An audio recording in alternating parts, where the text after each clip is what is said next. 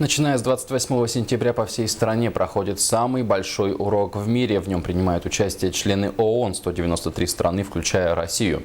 Эти страны в ближайшие 15 лет будут решать основные проблемы, стоящие перед планетой, такие как нищета, голод и другие. Российским детям предложили сосредоточиться на теме качественное образование и затронуть один из ее аспектов – инклюзивность, то есть доступность образования для детей и подростков с ограниченными возможностями здоровья и инвалидностью. И сегодня в заключительном этапе мероприятия приняли участие школьники Республиканской специальной коррекционной школы-интерната города Якутска. Подробности в репортаже нашего корреспондента. Наверняка детей, которые задумываются о том, что будет с ними через 15 лет, не так много. Чтобы привлечь внимание к этому важному вопросу, провели самый большой урок вместе с более чем 500 миллионами школьниками. Помимо России, урок провели и в Германии, Малайзии, Японии, Мексике, Южной Корее и еще многих других странах. Сегодня такой урок посетили и учащиеся Республиканской специальной общеобразовательной школы-интерната города Якутска. Мы проводим целью того, чтобы наши дети узнали, какие вообще есть важные события, вещи, которые происходят в нашей планете. Например, о нищете, о образовании, доступности образования, которые происходят в данное время и которые уже рассчитаны на 15 лет. Вот такие уроки очень нужны для наших детей и вообще для всех детей.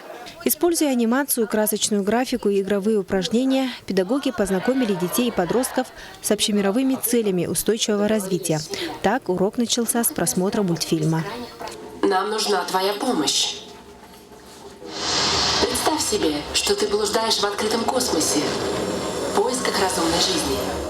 В занятии приняли участие слабослышащие, слабовидящие дети, дети с дефектом речи и аутизмом. Педагоги с ребятами обсудили, как общими усилиями можно достичь цели. Ведь в будущем претворять идеи в жизнь уже будут сами дети. Сейчас для них главное – учеба.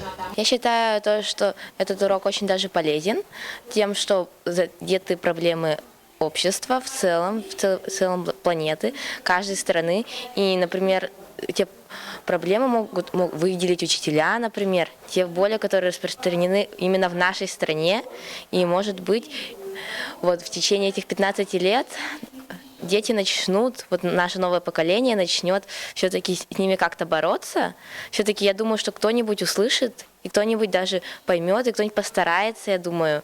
И все-таки в целом через 15 лет, может, из этих 17 проблем будет решено 10, а то даже и все. Учителя также рассказали школьникам о детях с синдромом Дауна, аутизмом, ДЦП и другими особенностями развития. Говорили о толерантности и принятии своих сверстников такими, какие они есть. Оксана Устинова, Василий Соловьев, НВК «Саха», Якутск.